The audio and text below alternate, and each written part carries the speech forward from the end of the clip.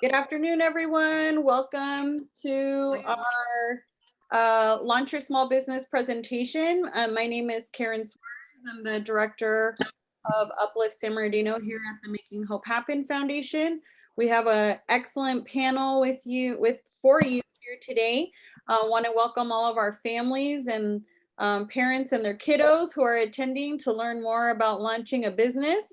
You can certainly make this a family affair.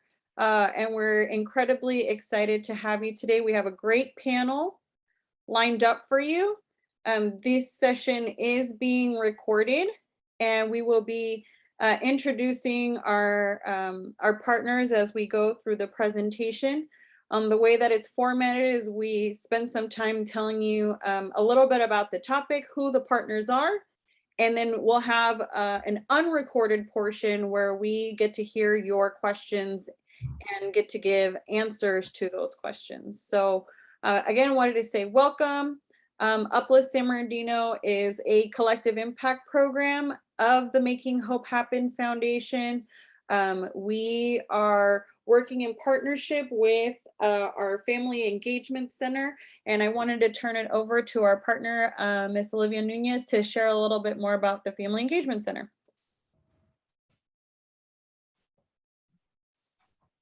Good afternoon, everybody. Thank you for being here with us. So the Family Engagement Center is with the San Bernardino Unified School District, and we have a lot of resources and services for you.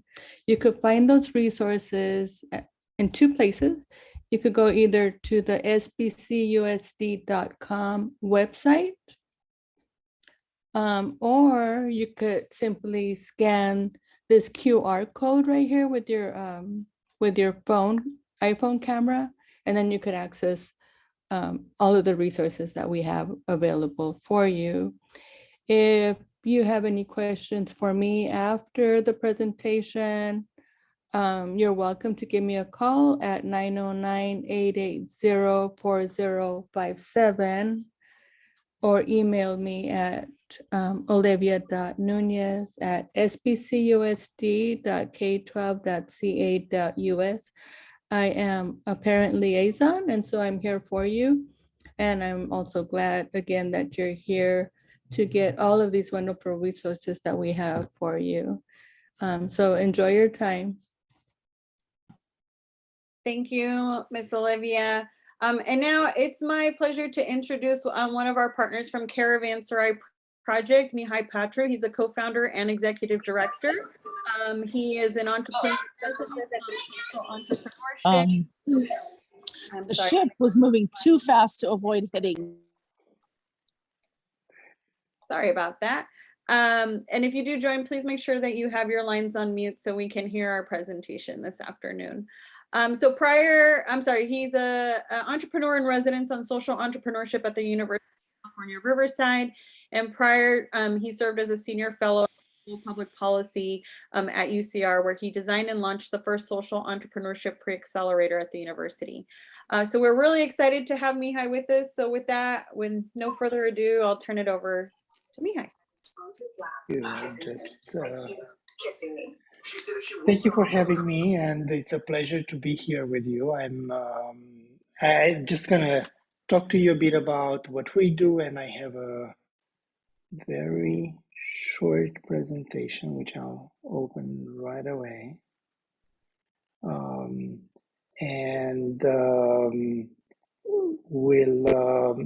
think, you know, just feel free to drop any questions or things that I'm more than happy to answer. Just to be a bit about what Caravanserai has been involved. We are a 501c3 organization, a nonprofit organization from a legal perspective, but we like to think that we are a mission-driven organization that works both with for-profit and nonprofit organizations. Our focus is mainly on the Inland Empire. Southern California, and some of the projects that and programs and initiatives that we've been part of highlight that. We also are involved in a number of projects that are happening around the country, but also internationally. Caravanserai project was created in 2016, and our goal is to work with entrepreneurs that are mission driven and help them develop their ventures, whether they create a nonprofit organization or a for-profit organization. The reason we are not only focusing on nonprofit organizations is that we are we believe that for-profit businesses have a huge impact on the community, from generating jobs to bringing resources to communities.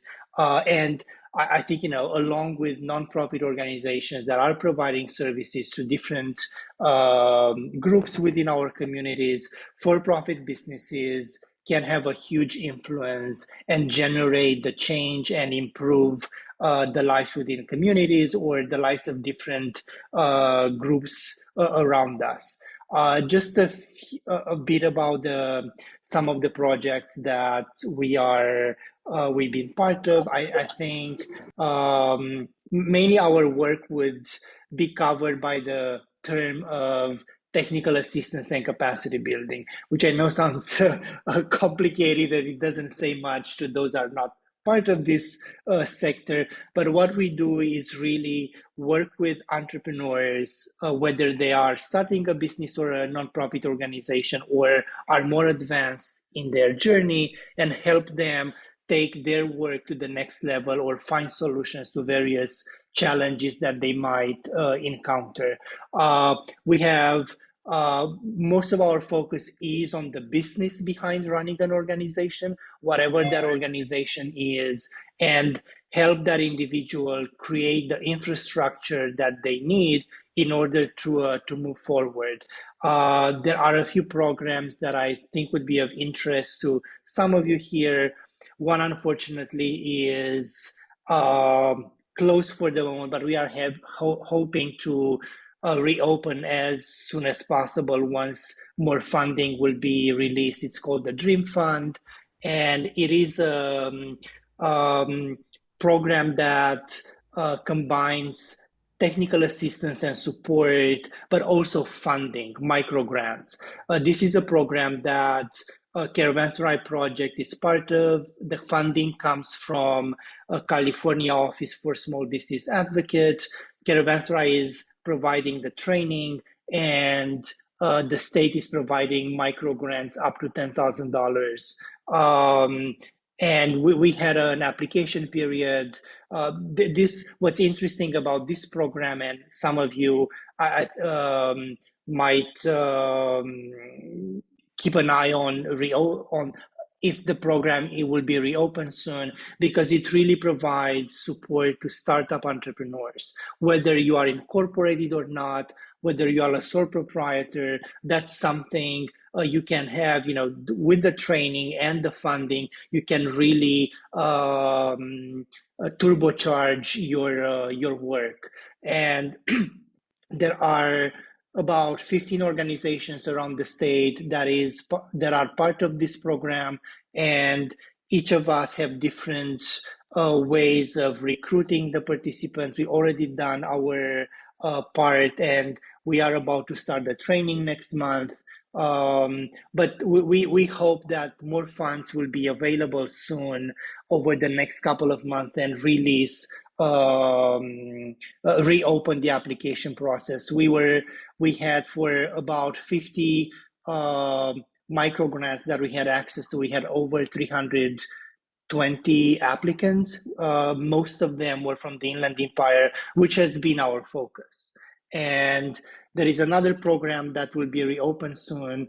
Karen, do I have your permission to talk about it? I'm not going to provide a lot of, let's say, unofficial information. But just for some of you here, in July, together with Making Hope Happen, Get in Motion Entrepreneurs and Asociación de Emprendedores. We created a coalition and we submitted what I think, and apparently the funders thought as well, a very strong application to provide technical support training, but also funding of up to $7,500 in microgrants to Spanish-speaking entrepreneurs in the Inland Empire. So the application, all four of us will focus on the Inland Empire. That's our target group. And I think we will have about 250, 240 seats available for this program. It's not official yet.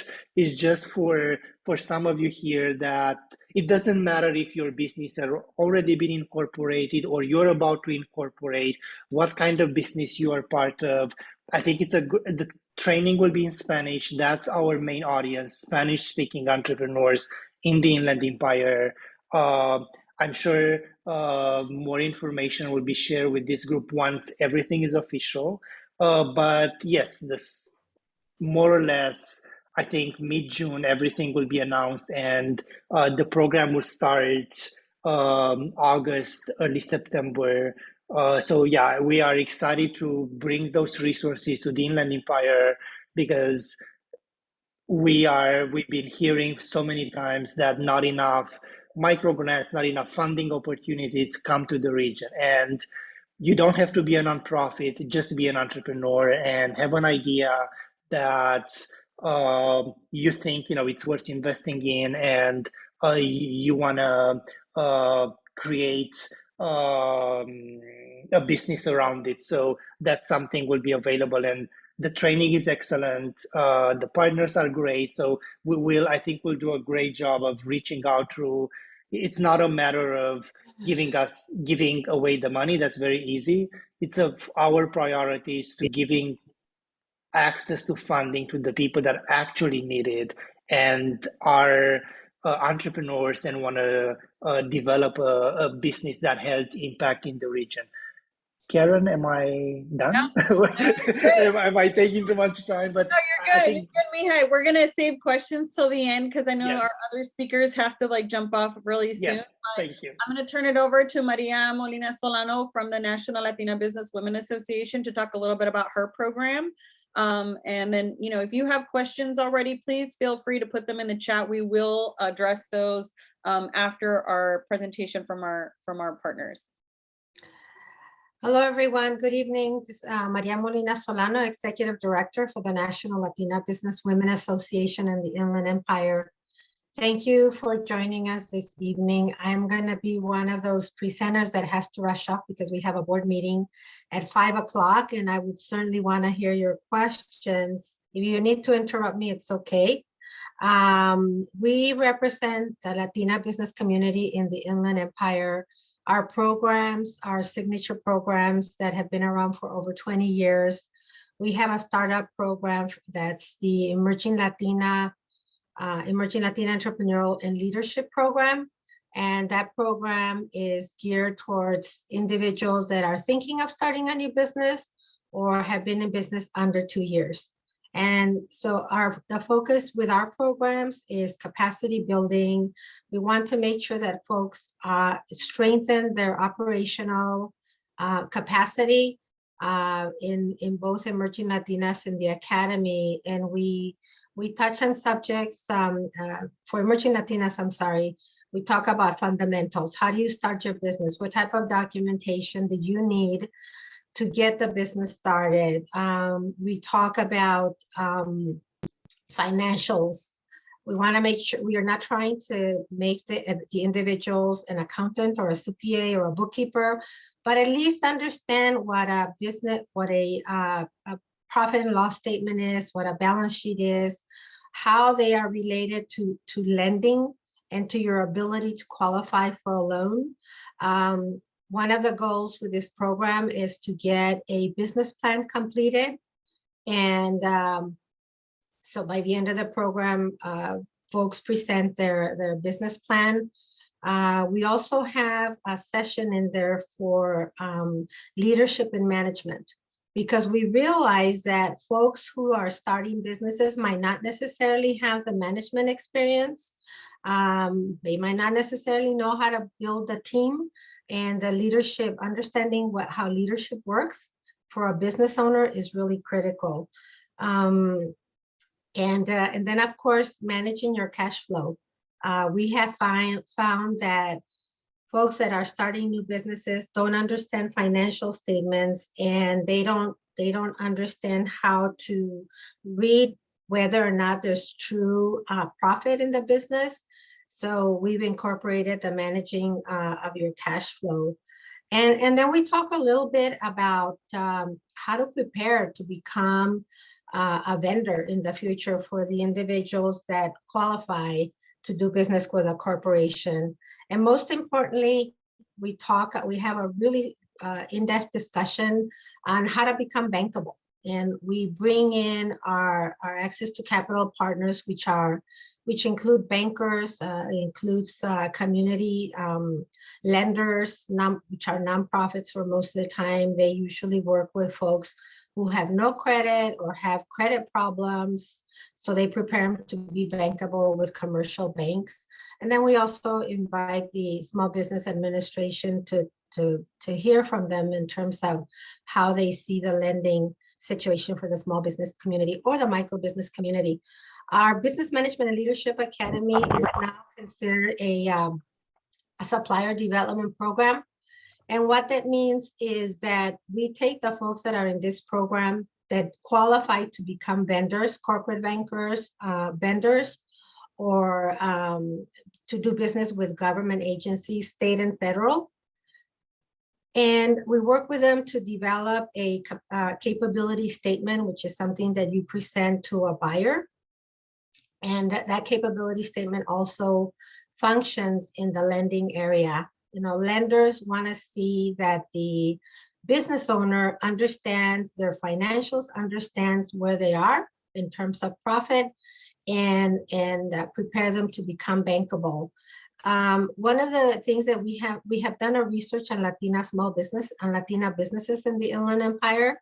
And what we have found is that women of color have very few opportunities to become vendors, less than 4%. Latinas are at the bottom of the barrel. Maybe 2% of Latinas in the US have access to contracting opportunities. So that is the reason that we developed this program. And then in terms of lending, women, again, are at the bottom of the barrel. Women of color, Latinas, are way at the bottom.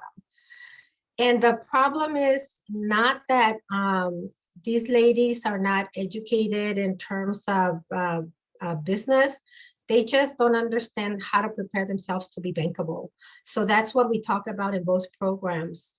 Our Business Management and Leadership Academy is now a micro MBA program in partnership with University of Riverside. And that program is taught by professors of the university. It is an accredited program, and it gives them credit to go, it gives the attendees credit to go into a full micro MBA program with the university. We're very proud of this program. We just launched it last year, and it's part of our supplier development program. It includes certification of small businesses to do business with corporations. It also includes matchmaking at our conference, which is usually in October. We bring in the vendors that are qualified. We bring in corporate buyers, state buyers, federal buyers to meet with these vendors. So this gives folks that attend the academy a full scope on preparing themselves to be corporate buyers. Our procurement program also includes matching at the community level. We match small businesses with each other for potential purchases, and we do all of that on our website. So folks do need to be members of the organization to be part of the matchmaking on our platform. So as an organization, we serve as a Latina community in the Inland Empire, but we also serve as the small business community. Folks are not required to be Latinas or Latinos to be in our programs. We want to make sure that the small business community in the Inland Empire is receiving the training that they need in order to stay successful. And we have found that individuals who come into these type of programs are more likely to succeed and not close the doors within that 5-year range that statistics usually show for small businesses. As an organization, we have partnerships that's my phone. Nationally, we partner with the Small Business Administration, with the Riverside Community College procurement section. We partner with the state of California. We sit on the board of the state of California. Currently, we partnered with the Small Business Administration to provide grants through the Dream Fund. And the folks that attend our Emerging Latinas program starting on the 12th of this month, they will qualify for these particular grants. So the previous speaker referred to them in terms of what they're doing. We are the folks that complete the program. One of the requirements is for Emerging Latinas, and I'm going back, in order to qualify to consideration for these funds, they need to complete the 8-week program. They need to complete a business plan. If they're launching their business, they need to get their business registered with a business license. And I believe the funding there is like $4,000. For existing businesses, they need to be in business or have started their business after 2019 and have an actual brick and mortar space for their business. And that grant is a $10,000 grant. So currently we have 60 people that have registered for the program. And we have to qualify 35 of them. That's the maximum capacity. This will be a live event in Riverside. So we're quite excited to be able to be part of these grants that are coming to our community in the Inland Empire. And as an organization, we have served in partnership with the Small Business Administration to process PPP loans. And whenever that type of opportunity comes around, we want to make sure that we're part of that we collaborate with the Small Business Administration. Again, because the IE is not receiving the amount of monies that it needs more investment. And so as an organization, we want to make sure that the investment does come to the Inland Empire. And we're excited to have you participating with us and look forward to hearing from you. And by the way, for those of you that joined us at the gala on Friday, thank you so much for your support. That gala is very important for the community and for us as an organization. And we invite all of you to join us at our conference on October the 27th. It'll be at the Ontario Convention Center. We will have matchmaking going on there with the corporate buyers, as well as breakout sessions. We're going to talk about the importance of technology for the small business community. That will be our focus this year. So thank you so much for having me. And I do need to jump off because I have my board meeting to go to, but if there's any questions that you have of me, Karen, if this is a good time for you, I can take a couple of questions. Yeah, and we'll grab those questions, Maria. If we can't answer them, we'll make sure to send them your way. Because I know that you have 2 minutes to jump onto your other activity, and I understand how that goes. So we appreciate you joining us today. I'm going to move us forward with Maritza Gomez. She unfortunately had to jump off as well, but she's a business consultant for the Inland Empire Women's Business Center. And no, you don't have to be a woman in order to access the resources of the WBC. And what's great about Maritza is not only is she a business counselor, but she's also an entrepreneur and a business owner. She's the owner of MG Custom Printing. She has mugs that she designs and helps other organizations, get or procure mugs for their either special events or for their businesses. And she is also there to help support in the development of new businesses. So Norali, can you go to the next slide? So the Women's Business Center's mission is to counsel, teach, encourage, and inspire women business owners at every stage of development and expansion. And as I mentioned, you do not have to be a woman in order to access the services from the Women's Business Center. They are also a partner of the Small Business Administration, and they are also a part of the Inland Empire Center for Entrepreneurship, which is housed at the Jack H. Brown College of Business and Public Administration at Cal State San Bernardino. They just similar to what the NLBWA does, they also have different programs that you can participate in that will help you launch your business. There's the ABCs of starting a business. If you have already started a business and you want to find ways to grow it, let's say you want to become an employer and you want to hire people, they have a course for that. And if you check on their website, there's a lot of different free and low cost workshops that they host. And you can reach Maritza. She actually left her email address for everyone in the chat, Maritza Gomez, Inland Empire Women's Business Center, and it's maritza@iewbc.org. And she can be reached at the phone number on the page. Next slide, Loreni.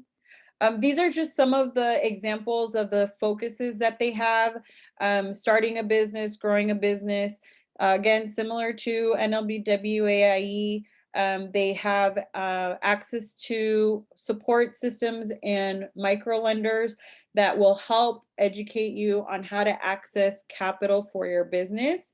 As it was mentioned, some of these loan products happened as a result of COVID. A lot of startups, especially those that were founded after, a little after 2019, they started the business and then COVID happened. And so there was very little support for startups. And this is why the state investing in things like the Dream Fund, and for our partners in the region to be able to capture that money, to be able to give it to our small businesses in our region is really, really important and helpful to help continue our small businesses to thrive in our communities, because you are what make the local economy thrive, and it's entrepreneurs that help create jobs and opportunities in our neighborhoods. And so small businesses play, they're just a really important fabric of our communities. The Women's Business Center also helps with business and strategic planning. That business plan is really important when you want to go and get money, get a loan for your business. Human resource basics, HR basics, this has to do with all the requirements of hiring and also retaining your talent. And there's also support for marketing and then understanding your accounting and finance. So they'll have lots of workshops around cash flow, workshops on how to use technology like QuickBooks. Next slide. And they have a virtual program that's starting up this summer. So you still have time to apply, which is really exciting. The applications are due May 25th, and the program's going to run June 7th through August 9th of this year. This is like this is a fast track, so it's going to be very intensive. But if you are excited about launching your business soon, or you've already kind of started, it'd be a good idea for you to submit your application. It will be done virtually, so you don't have to worry about traveling to the Women's Business Center, which is located in Colton, but you will have access to it online if you are admitted into the program. Next slide. So these are the other programs that I mentioned that the Women's Business Center had. It's Your Time. It's a training series for women. And then the Ignite is a 90-day mastery program. They're both by application process, and they have limited scholarships available for each of the two programs that they have ongoing. And then I just wanted to share a little bit about who Uplift San Bernardino is and why we're doing this. So Uplift, our mission is to build a generation of successful adults who are committed to growing roots in the city of San Bernardino. And we're doing this with a lot of different partners. So today you met Caravanserai Project, the National Latina Business Women Association of the Inland Empire, and the Women's Business Center. But we have a number of small business providers that serve our region. They fall under our upward mobility in the local community. So this is where our support for local entrepreneurs like yourself comes from. We want you to know that starting a business does not have to be an independent journey. This is a journey that has a lot of support for you because we want to see you be successful in our city. And again, I mentioned that this is important for our local economy. This is important for local job creation, for our youth, for our residents, for our neighbors. And so it's really important for us to strengthen the small business ecosystem in the city of San Bernardino, because we know how beneficial that's going to be for the overall health of the community. We have two other strategies, launching future into the workforce, into local careers. We want our students who graduate from our schools to have access to good paying jobs and careers. And there are a number of different ways to do that. So we host a seminar that's focused on your career, your future. And we want students to know that no matter what track they go in, whether it's a trade school or some additional training out after high school, or if it's college or university education, that there is an avenue for everyone to pursue a high-paying career. And including entrepreneurship, that could be a career route.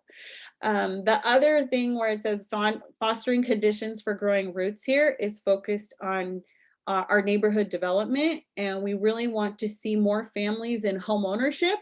And if you're interested in home ownership, please let us know. We also have workshops on how to access local resources for down payment assistance and how to prepare for becoming a homeowner. There's a lot of nonprofit organizations who are serving in the region.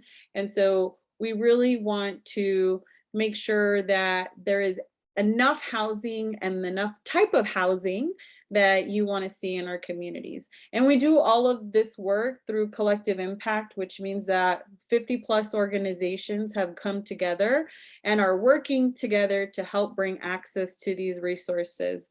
And so thank you for participating today and investing in yourself. Like we talk about that there's different types of investments that we can make. One of them is of time. And this is just a way to get more information out to you about how to connect to successful small business networks. Because one of the most important ways that entrepreneurs move their business forward is by talking to other entrepreneurs. And so we hope that you'll tap into one of these networks of community, of entrepreneurship, of small business support, so that your business can be on the right track to success. You don't have to do this alone. You don't have to do this in a silo. There is a wonderful community of nonprofit leaders who want to see you be successful. So some of the next steps, my colleague and partner in crime, Noreli Sainz, is our program coordinator, and she will put the link for the intake form up. And so some of the next steps is that if you're interested in us supporting you in navigating all the different partners, because again, we have more partners than who came today, we're happy to help connect you to the right fit. And the thing is that there's going to be, different types of partners for different needs. All of you are at a different phase of your business. And thankfully, there is a program for you at every stage of your business. So please sign up to our e-center. We are happy to help you get connected to the right resource that fits you. And then I have an ask of all of you. We're going to put this link in the chat. So one of the initiatives that Uplift has been invited to is to gauge the interest of our community in adopting electric vehicles as a way to help us make the air quality better for our community. And so if you have time and if you have interest, we wanted to invite you to take this electric vehicle survey. And it's really quick. It's gonna take you like no more than 7 minutes. And it's just basically asking you like, are you interested in it? Where do you want to see more electric vehicle charging stations? It's gonna ask you want to learn more, if you want us to reach out to you. We're going to be working with some high school students who will be learning about the electric vehicle sector as a business, also as a business, and also as a job opportunity.